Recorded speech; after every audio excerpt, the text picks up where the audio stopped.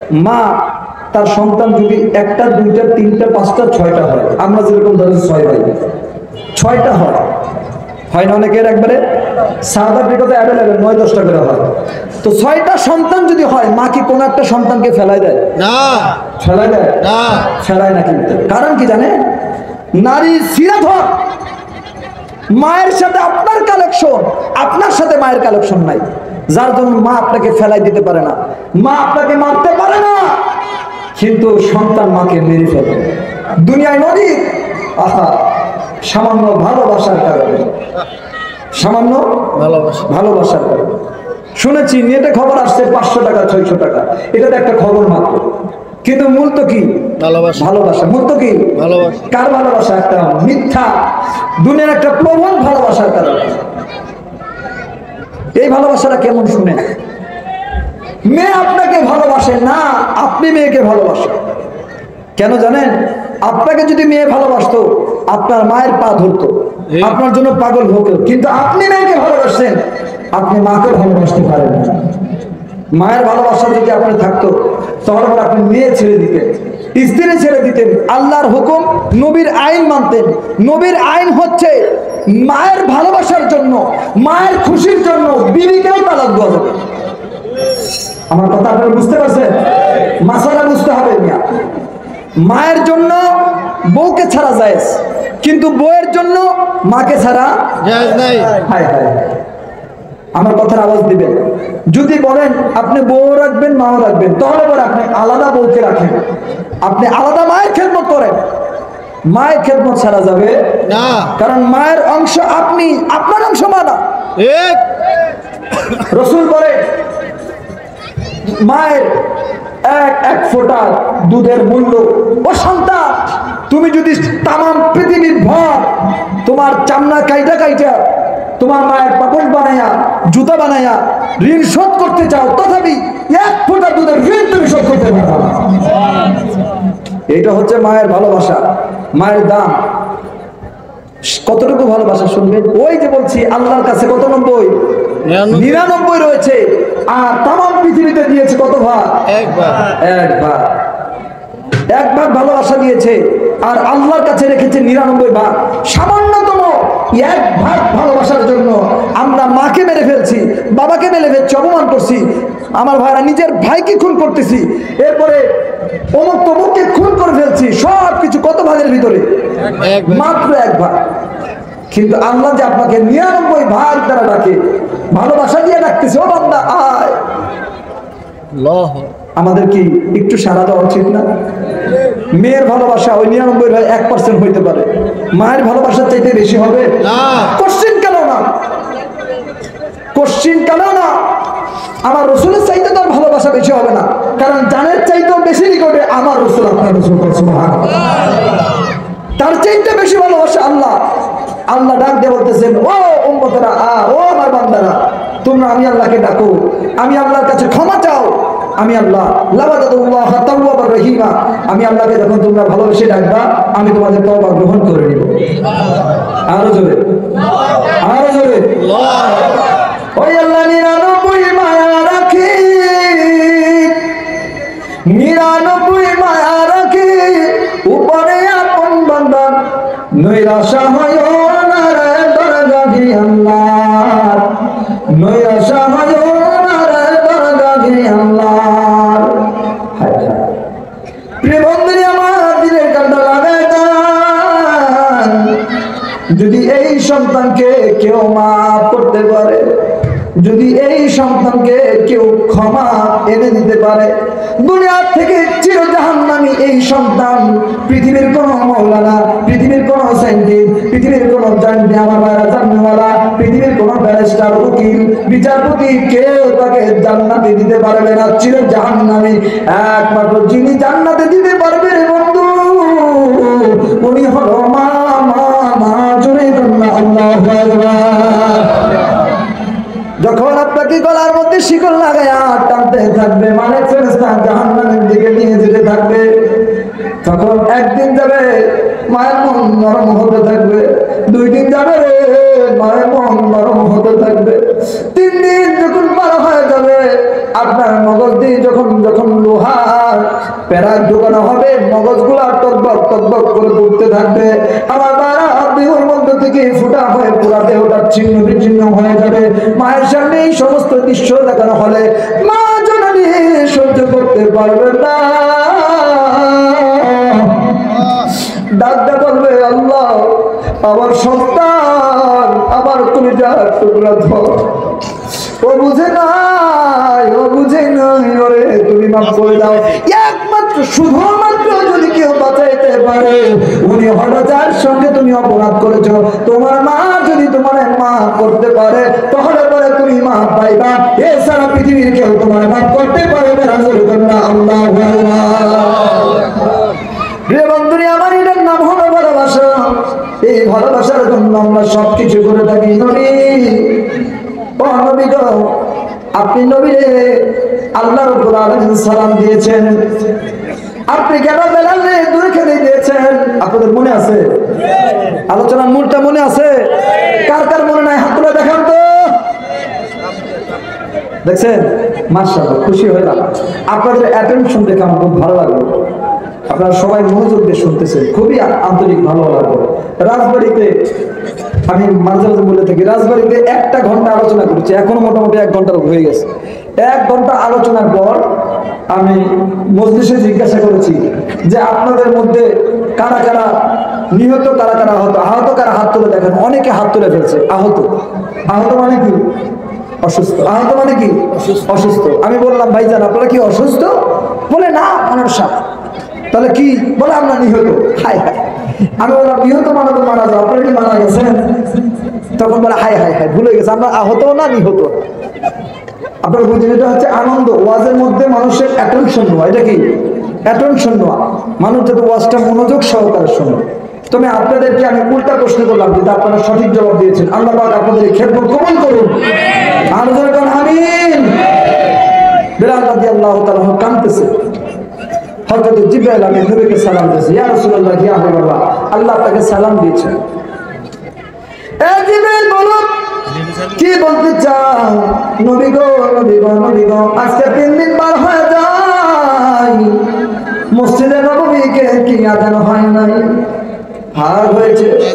আল্লাহ বলেছে 3 দিন যাবত আরশের কাজ বন্ধ হয়েছে। কেন গো নবী, কেন মসজিদের ভিতরে কি আযান দেওয়া হয় না? ইয়া রাসূলুল্লাহ, কে আযান দেয়? নতুন মসজিদ সুরালো কণ্ঠ সাহাবী کرام সকলে ঐক্যবদ্ধ হয়ে একে দায়িত্ব দেওয়া হয়েছে। আরে নবী গো, আপনি কি জানেন না, আপনি কি জানেন না বেলালের আযান ছাড়া আল্লাহর আরশের কাজ শুরু হয় না।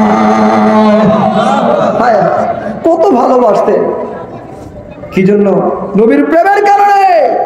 নবীকে দেখে দেখে কষ্ট সহ্য করেছে, নবীকে দেখে দেখে আল্লাহকে ভালোবেসে, আল্লাহকে ভালোবেসেছে। আমরা শুধু আল্লাহ আল্লাহ বললাম আর ভাবলাম আমরা জান্নাতি। এত সহজ নয়। আল্লাহকে ভালোবাসতে হবে নবীকে দিয়া। মাইয়ুতিউল্লাহ ওয়া রাসূলুহু। আপনি যদি ভালোবাসতে চান আল্লাহকে বাসেন, তারপরে কাকে? নবীকে। নবীকে দিয়ে আল্লাহকে ভালোবাসেন। আল্লাহ বলেছেন, মাইয়ুতির রাসূল ফাকাদ আতাল্লাহ। যে ব্যক্তি আমাকে আমার রাসূলকে ভালোবাসলো সেজন্য আমি আল্লাহকেই ভালোবাসি। যে ব্যক্তি আমার রাসূলকে অনুসরণ করলো সেজন্য আমি আল্লাহকেই অনুসরণ করলো। জোরে বলুন, আল্লাহকেই অনুসরণ করলো। শুরুতে করেছি ভালোবাসা দিয়ে। কুল ইন কুনতুম তুহিব্বুনাল্লাহ ফাত্তাবিউনি। এইটাই তো, যে ব্যক্তি আমি আল্লাহকে অনুসরণ করতে চাই, ভালোবাসতে চাই, সেজন্য আমার হাবিবকে ভালোবাসে। সুবহানাল্লাহ বলে।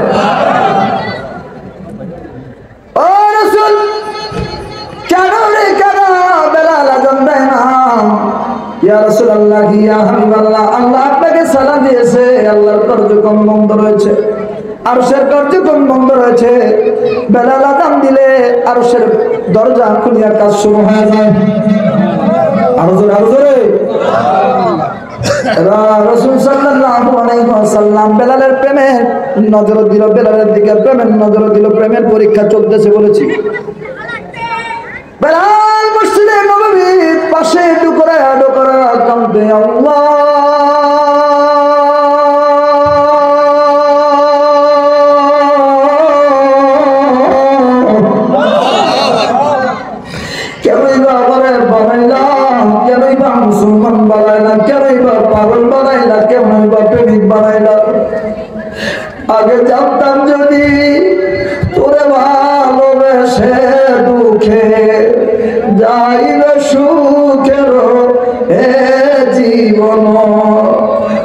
সাগর করে মনকে ভিতরে দিয়া কিনি তো বিশেষ ঝমে।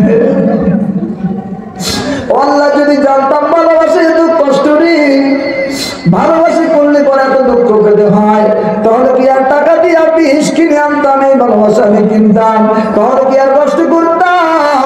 আল্লাহ তুমি আমার নিয়ে যাও, নবীর যদি ভালোই না বাসতে পারি, নবীর কদমে যদি না থাকতে পারি, নবীর কদমে যদি আমি গোলামি না করতে পারি, এমন বেলা দুনিয়ার থেকে থাকা চাইতে না থাকা ভালো। চিৎকার করে বলেন না আল্লাহু আকবার।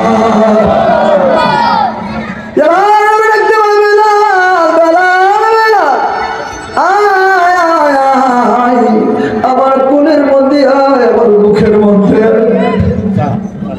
বেলাল কাঁদিস না, আমি নবী আসছি তোরে নেওয়ার জন্য আসছি, জলদি করি আয় বেলাল আয়।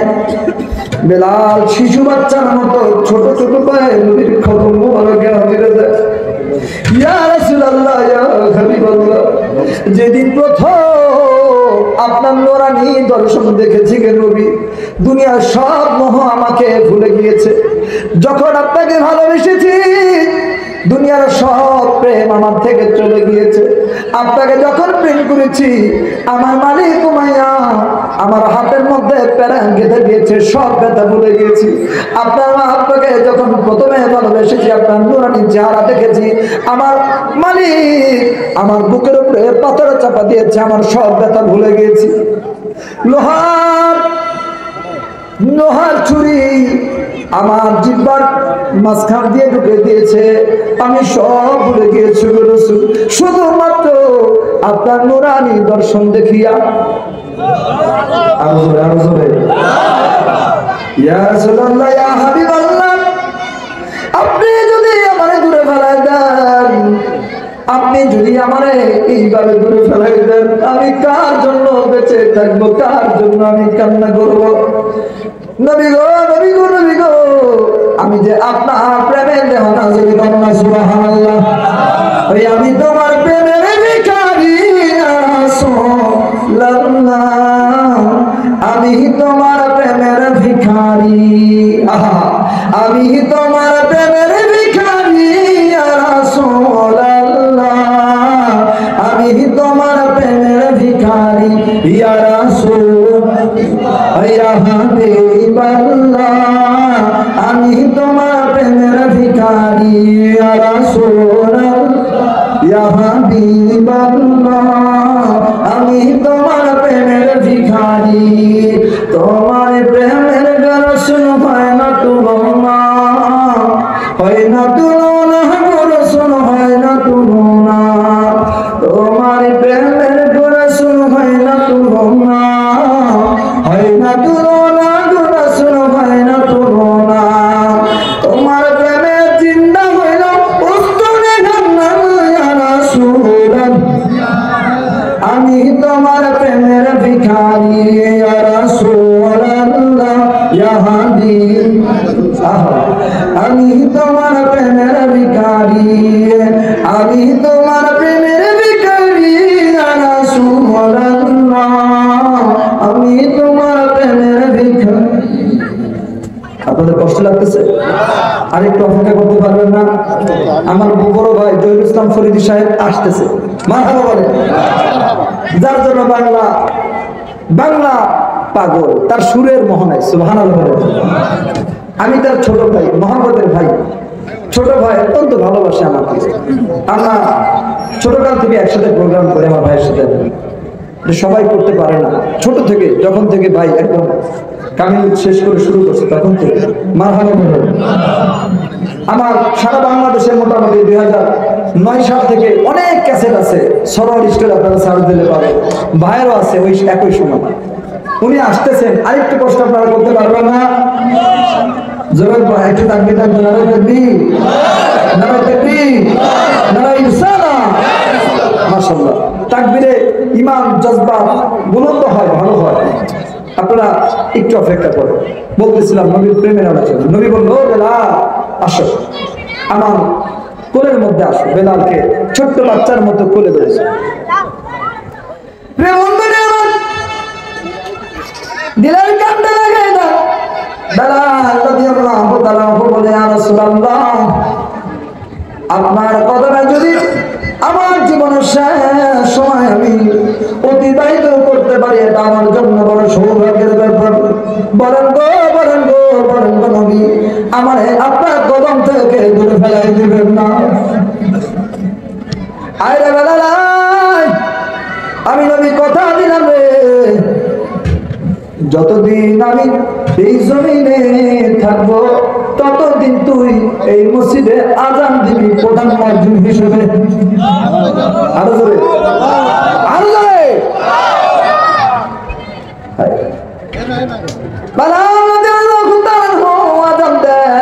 আশহাদু আন্না মুহাম্মাদুর রাসূলুল্লাহ, আশহাদু আন্না মুহাম্মাদুর রাসূলুল্লাহ।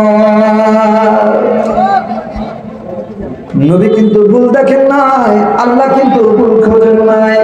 দেখেছে প্রেম প্রেম প্রেম, আর দেখেছে তাকওয়া। যেই তাকওয়ার ব্যাপারে আল্লাহ রাব্বুল আলামিন বলেছেন, আল্লাযীনা আমানু ওয়া কানু ইয়াত্তাকুন।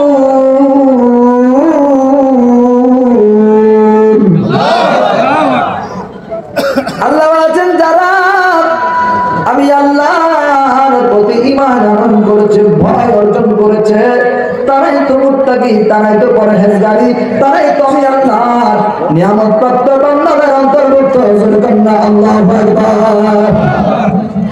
প্রিয় বন্ধুরা, আমার দিলের কান্না লাগায় দেন।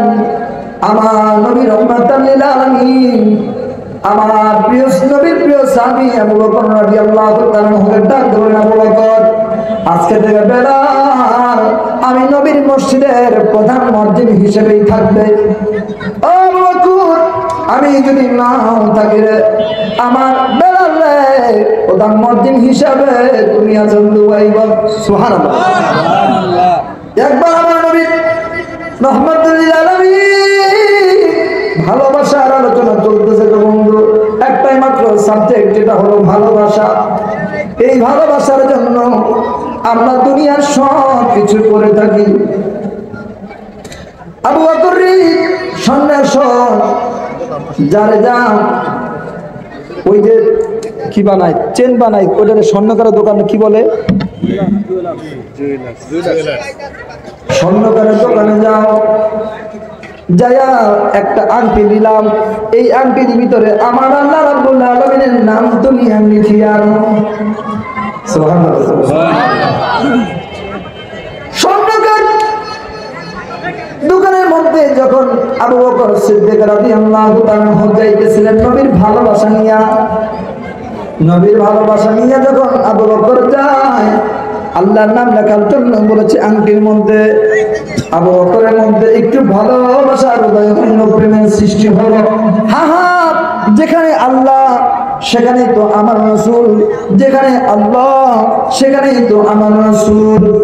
ওয়ারাফা'না লাকা যিকরাক, আল্লাহ রাব্বুল আলামিন তো আমার হাবিবের শান, আমার নবীর শান, যেখানে আল্লাহর শান সেখানে আমার নবীর শান বৃদ্ধি করে দিয়েছেন।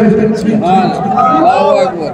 কোরআন সাক্ষী, কোরআনে বলতেছে যেখানে আমি আল্লাহ সেখানে আমার নবী। সুবহানাল্লাহ। মনে বলতেছে আবু বকর রে, আল্লাহর নাম লিখবি রে, পাশে আমার নবীর নাম লিখিয়া দে। আবু বকরের মন থেকে বিশ্বাস আসলো, যেখানে আল্লাহর নাম থাকবে সেখানে আমার নবীর নাম থাকবে না, এটা হতে পারে না। উনি বলবেন কর্মকারের যে, ও স্বর্ণকার ভাই শুনেন, এখানে আল্লাহর নবীর পাশে আমার নবী রাহমাতুল লিল আলামিনের নাম তো খুদাই করিয়া লিখে দেন। সুবহানাল্লাহ। প্রিয় বন্ধুরা, আমার দিলের কাঁটা লাগায় দেন। আবু বকর সিদ্দিক রাদিয়াল্লাহু তাআলা কর্মকারে বললেন, ও স্বর্ণকার ভাই, আপনি আল্লাহর নামের পাশে নবীর নাম লিখিয়া দেন। এবার ওইভাবে নামটা লিখিয়া দিলেন। আল্লাহর নবী রাহমাতুল লিল আলামিন এবার বললেন, আবু বকর এনেছো? হ্যাঁ নবী গো এনেছি, দাও। এবার যখন আংটি কানা হাতের মধ্যে তুললেন, হাতের মধ্যে বললেন, কোরআন দেখতেছেন লা ইলাহা ইল্লাল্লাহু মুহাম্মাদুর রাসূলুল্লাহ, নিচে হযরতে আবু বকর সিদ্দিক রাদিয়াল্লাহু তাআলা আনহু। আর যারা বলেন মারহাবা। নবী বললেন, কি আবু বকর, কি করেছো? আমি তো বলেছি শুধুমাত্র আল্লাহর নাম লিখে আনার জন্য, তুমি আবার কেন আল্লাহর নামের সঙ্গে আমার নাম এবং তোমার নাম লিখে এনেছো? ও নবী গো, আল্লাহর কসম করে বলতেছি গো নবী, আল্লাহর কসম করে বলতেছি, আমি এখানে আমার নাম লিখি নাই। কি করেছো তাহলে? ইয়া রাসূলুল্লাহ, ইয়া হাবিবাল্লাহ, আমার মন সাক্ষী দেয় যে জায়গায় আল্লাহর নাম সেই জায়গায় আপনি নবীর নাম। এখানে যখন আপনি আল্লাহর নাম লিখতে বললেন, আমার মনে সাক্ষী দেয় আল্লাহ নামের পাশে নবীর নাম থাকবে না, এটা হতে পারে না। আমি এই জন্য আমি আল্লাহর নামের পাশে আপনার নাম লিখিয়া দিতে বলেছি। আবু বকর, ঠিক আছে, তাহলে পরে নিচে তোমার নাম কেন গো? আল্লাহকে আল্লাহর কসম করে বলতেছি, আমি জানি না, আমি জানি না, আমি জানি না। তুমি জানো না মানে তুমি তো নিজে দেখে আনছো। আবু বকর চোখের পানি ছেড়ে ছেড়ে কাঁদে নবী, আমি জানি না কেন আমার নাম এখানে উঠিয়া গেল। কর্মকারে তো আমি আমার নাম লিখিতে বলি নাই, খবর নেওয়া হলো কর্মকারে বলো আমিও লিখি নাই। তখন কে লিখে দিয়েছে? এলহাম নবীর কাছে চলে আসছে জিবরাইল আমিন, আসসালামু আলাইকা ইয়া রাসূলুল্লাহ, আল্লাহ রাব্বুল আলামিন আপনার সালাম দিয়ে জানাই দিয়েছে আবু বকর আপনারে ভালোবাসিয়া আল্লাহর নামের পাশে আপনার নাম লিখে দিয়েছে। আর আমার আল্লাহ রাব্বুল আলামিন এই বিষয়টা ভালোবাসিয়া আপনাদের দুজনের নামের নিচে তার নাম লিখে দিয়েছে। জোরে জোরে বলেন আল্লাহু আল্লাহ। ভালোবাসার কারণে, শুধুমাত্র ভালোবাসার কারণে আবু বকর চির জান্নাতি। রে বন্ধুরে আমার, কেমন ভালোবাসা রে! যেদিন থেকে হযরত আবু বকর সিদ্দিক রাদিয়াল্লাহু তাআলা হুকে বলেছে, বন্ধু আবু বকর হিজরত কিন্তু করতে হবে, সেদিন থেকে আবু বকর রাদিয়াল্লাহু তাআলা একদিনের জন্য বিছানায় পিঠ লাগান নাই। হিজরতে রওনা হয়ে যায় কাফের বেঈমান মুনাফিকদের দৌড়ে। তারা একটা গুহার মধ্যে জায়গায় একটা স্থানে জায়গা নিয়ে আত্মগোপন করলো, সেটা হলো শরীয়ত। আমার নবীজি আল্লাহ নবী রাহমাতুল লিল আলামিন আবু বকরের রানের মধ্যে বসে আছে। যে দিক থেকে আমার নবীজি ঢুকেছে ওই দিক থেকে আর গোয়ার মুখ বন্ধ করেছে, চতুর্দিকের সব দিকের মুখ বন্ধ করেছে। আমার নবীজির পুরোর মধ্যে আবু বকর সিদ্দিক রাদিয়াল্লাহু তাআলা ঘুমিয়ে আছে, ঠিক তার ডান দিকে একটা ফাঁক বন্ধ করে নাই। আবু বকর সিদ্দিক রাদিয়াল্লাহু তাআলা মনে মনে চিন্তা করতে লাগলেন, হায় হায় আমার নবী ঘুমিয়ে আছে, আমার নবী রেস্টে আছে, এই মুহূর্তে যদি কোনো পোকামাকড় এই জায়গা থেকে বের হয়ে যায় আর আমার নবীর ঘুম ডিস্টার্ব করে ফেলে, আমি আবু বকর কালকে আমাদের ময়দানে আল্লাহর দরবারে কি জবাব দিব?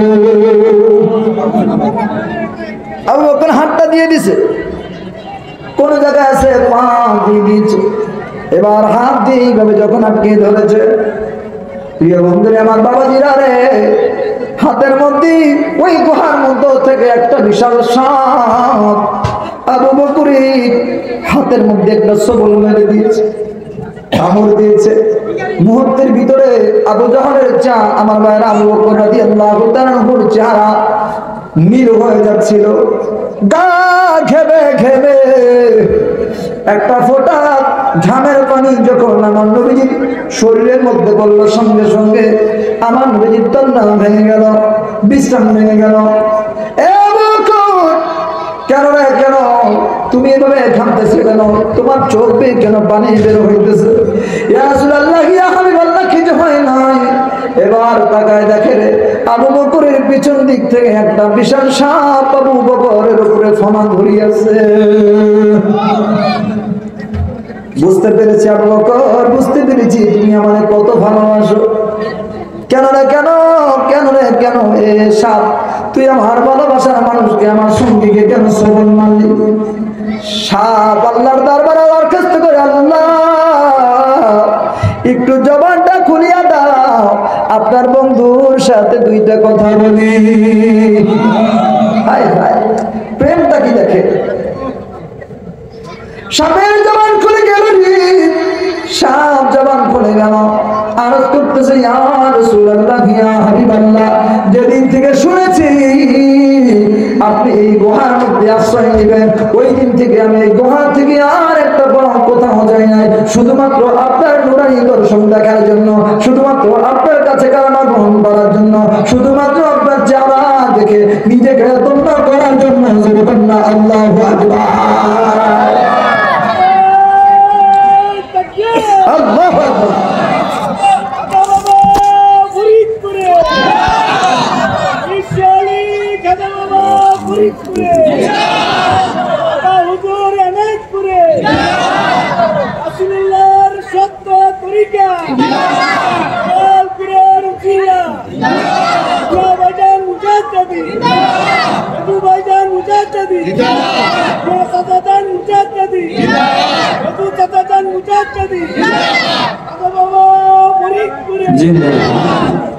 প্রিয় বন্ধুরা, আমার সাথে জবান ফুরিয়ে যায়, আওয়াজ করে নবী, আপনাকে দেখার জন্য এত বছর পর্যন্ত অপেক্ষায় ছিলাম, আজকে আপনি দেখেছি, আমার জীবনটা ধন্য হয়ে গেছে। কিন্তু আবু বকর আমায় আপনাকে দেখার জন্য বাধা প্রদান কারণে তাকে আঘাত দেওয়ার কারণে নেবে না, শুধুমাত্র তার হাতটা ওখান থেকে সরানোর জন্য আঘাত করেছি। নবীর পবিত্র থুতু মুবারক দোয়া মাত্র আবু বকরের বৃষ্টির পানি হয়ে গেল। আল্লাহু আকবার বলে। আমার মনে হয় যে সমস্ত মাওলানা, যেই সমস্ত ওলামায়ে সু বলে নবীজি আমার মতো আপনার মতো ওই মাওলানা সাহেব ফুল মারলে পরে পানির মধ্যে অনেক ঘেরান করবে না, 20 মনের পানি হয়ে যাবে। হায় হায়, আর কত ভাবে আপনাদের বোঝাই বুঝবে। আল্লাহর খাজা ফরিদপুরি ওই জ্ঞানী জ্ঞানী, ওই গুণী ছিলেন, নবীর মহব্বতের ভালোবাসার মানুষ ছিলেন। উনি দিবানিশি নবীর প্রেমের গুণগান গাইত। একবার দেওয়ান থেকে কিছু আনেন, বিশ্ব জাতের মঞ্জুর তার দরবার শরীফে গেলেন। তারা অনেক প্রশ্ন তারা বিভিন্ন ভাষার মধ্যে দেখিয়া গেলেন। গভীরভাবে খেয়াল করেন, বিশ্ব ওলি খাজা ফরিদপুরি কিবলাদান হুজুরের জীবদশায় যে ঘটনাটা, নবীর প্রেমের যে ঘটনাটা আপনাদেরকে শোনাই দেব। বন্ধুরা আমার, উনি হুজরা শরীফের ভিতরে বসা আলেমান আমার দেওয়ান থেকে যাইতে বহু দূর দরবার শরীফ উপস্থিত হলেন। গভীর রজনী হয়ে গেল। তারা দরবার শরীফে হয়ে হাজির হয়ে বলল, হুজুর আপনার সঙ্গে বহাস করব, আপনার সঙ্গে আমরা মুনাজারা করব, আপনি প্রস্তুত হয়ে যান। হুজুর বলল, বাবা এত দূর থেকে আসছো, আগে খানা খাই আসো, তারপরে বাহাস হবে। আরো ধরে আল্লাহর ওলিদের একটা গুণাগুণ আছে। আল্লাহর ওলিদের গুণাগুণ হচ্ছে, আল্লাহর ওলিকে আপনি যতভাবে গালি দেন, আল্লাহর ওলিকে আপনি যতভাবে রাগান্বিত করতে চান, কিন্তু তারা গালিতে রাগ হবে না, তারা আপনার কথায় রাগ হবে না, বরঞ্চ আপনাকে তারা ধৈর্য ধরনের এমন কথা বলবে, বরঞ্চ আপনারা ধৈর্যধারী হয়ে যাবে। আল্লাহর কোরআন সাক্ষী দিতেছেন। বিসমিল্লাহির রহমানির রহিম।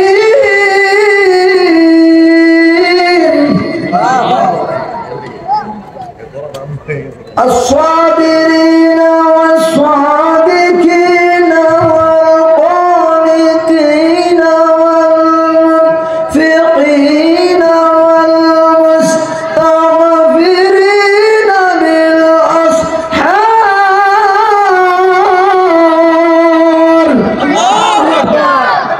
আল্লাহ বলতেছেন। কে বলতেছেন?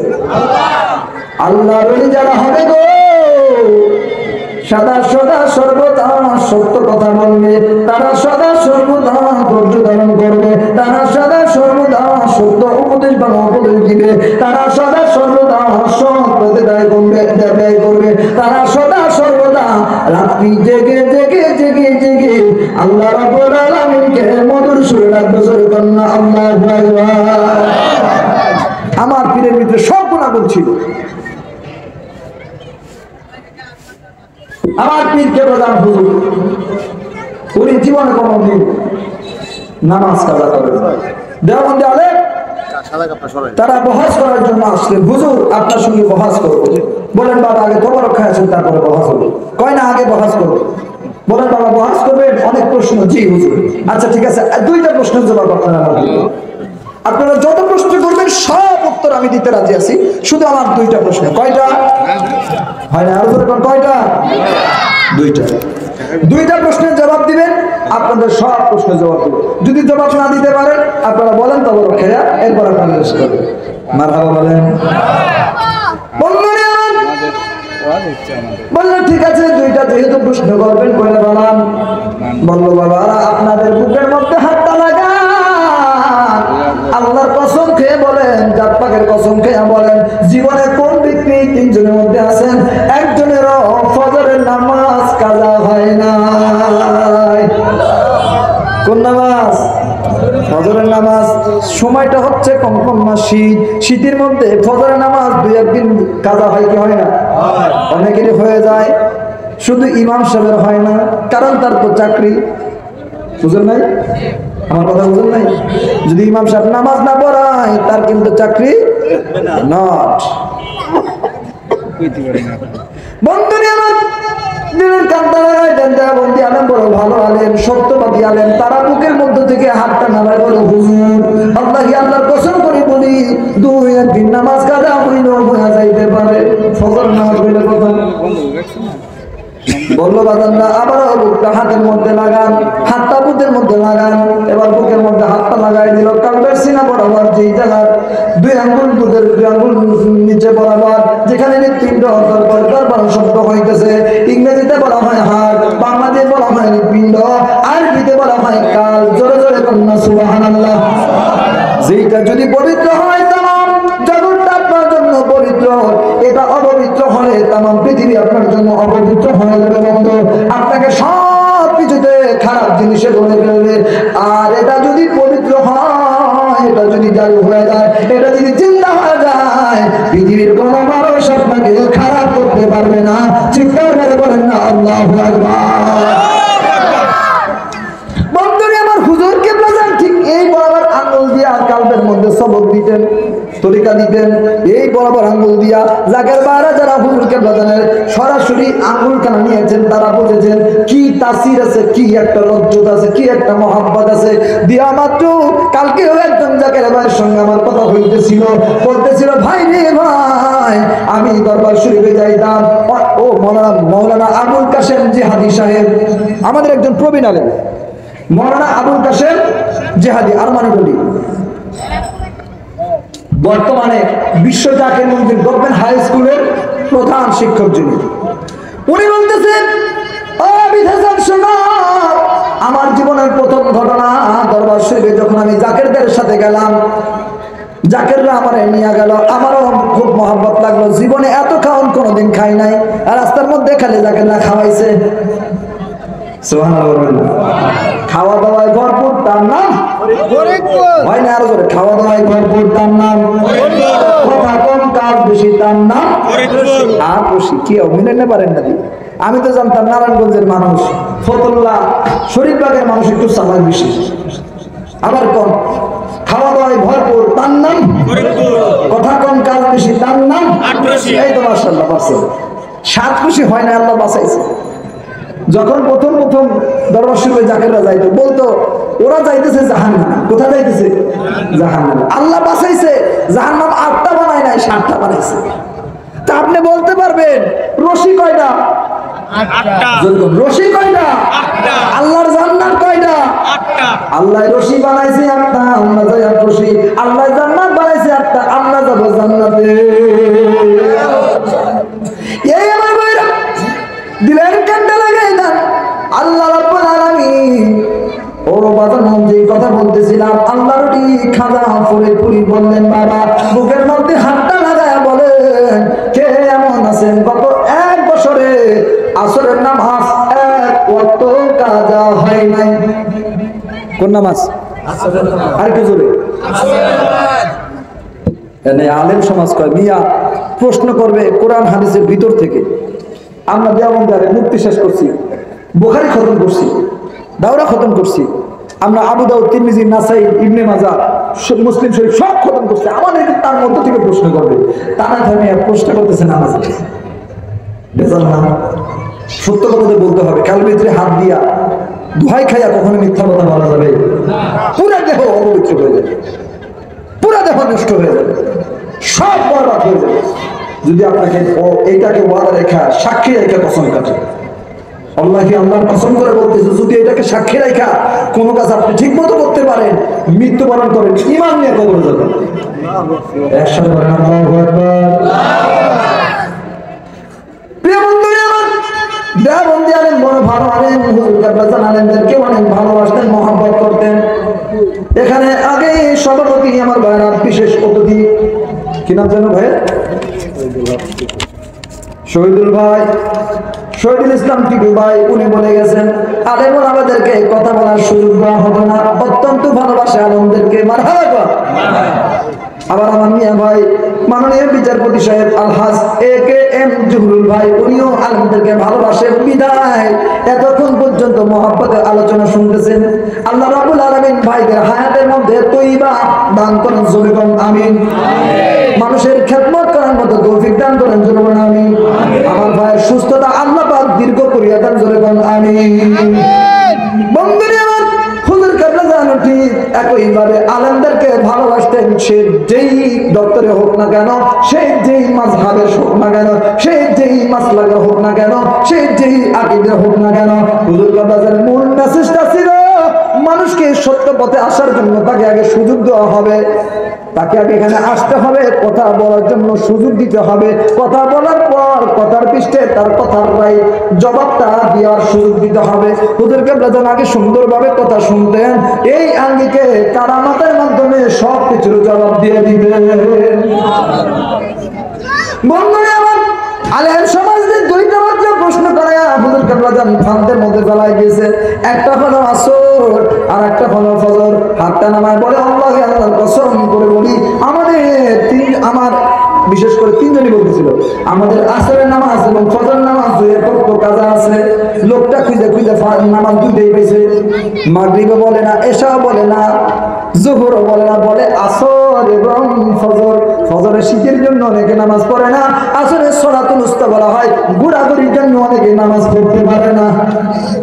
কথা বলে ঠিক না? ঠিক, ব্যস্ততার কারণে অনেকে পড়তে পারে না। কিন্তু মাগরিবের নামাজ মানে আমার মনে হয় 70% মুসলমান মানুষ মাগরিবের নামাজ কাজা করে না, ঠিক না? 80% মানুষ জুমার নামাজ কাজা করে না।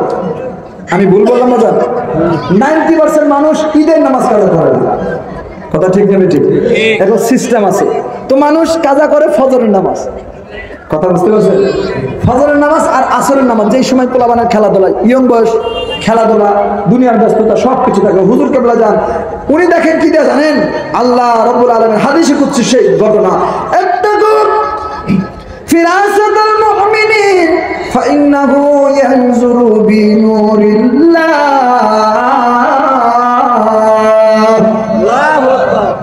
আল্লাহ রাব্বুল আলামিন বলেন, বন্ধু আপনি দুনিয়াবাসীরে জানায় দেন, ইত্তাকু তারা যেন ভয় করে, ইত্তাকু ফিরাসাতাল মুমিনিন, মুমিন বান্দার অন্তর দৃষ্টিকে ভয় করে, ফাইন্নাহু ইয়ানজুরু বিনুরিল্লাহ, কারণ আল্লাহ বলিগণ আমি আল্লাহর নূর দ্বারা দেখতে পাই। আল্লাহর ওলিরা আল্লাহর নূর দ্বারা দেখতে পায়। হুজুর কাবলাজান বলেন, বাবা আমি আমার সিনার মধ্যে হাতটা লাগায় নিলাম, ওয়াল্লাহি আল্লাহর কসম খেয়ে বলতেছি,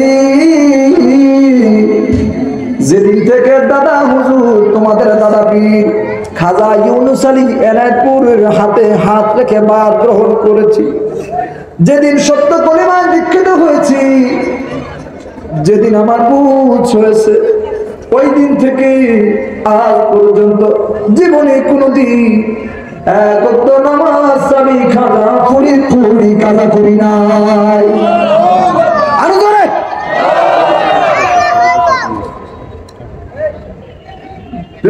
আমার আল্লাহর ওলিদের এটাই হচ্ছে ক্ষমতা, তারা জীবনে লিপ্ত করা বলে না, তারা জীবনে